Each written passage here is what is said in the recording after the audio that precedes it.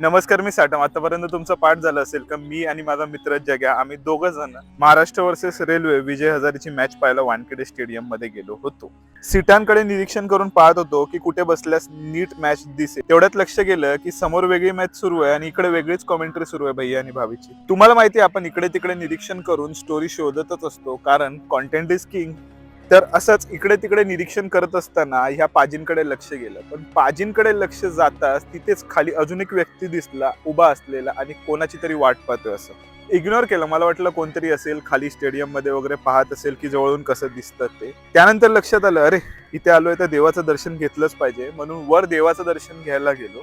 देवाचं दर्शन घेतलं आणि तेवढ्यात अजून एक गरम किटली आली तिथे आणि त्यांनी हटकलं की अरे इधर क्यों आए, इधर तुम लोग को परमिशन नहीं है आने के लिए. आम्ही म्हटलं बाबा थांब जरा, देवाचं दर्शन घ्यायला आलोय. देवाचं दर्शन घेऊन खाली गेलो. त्या किटलीच्या नादाला काय लागलो नाही, पण खाली जात असताना विंगेतून सुद्धा मी पाहिलं हा व्यक्ती तिथेच उभा होता. आता म्हटलं ह्याचा नक्कीच काहीतरी प्रॉब्लेम आहे आणि ह्याला विचारायला पाहिजे, कारण कॉन्टेंट अपने पास फेंक दूंगा फेंकने के बाद। सेम है। अरे कचरत 2 साल बाद 3 साल फेंक हो जाते हैं, उनका मर्जी। 2 साल बाद 3 साल अपने कामयाबी के दम पे मिलूंगा, कामयाबी लेकिन अब तीसरा खत नहीं दिखाएगा।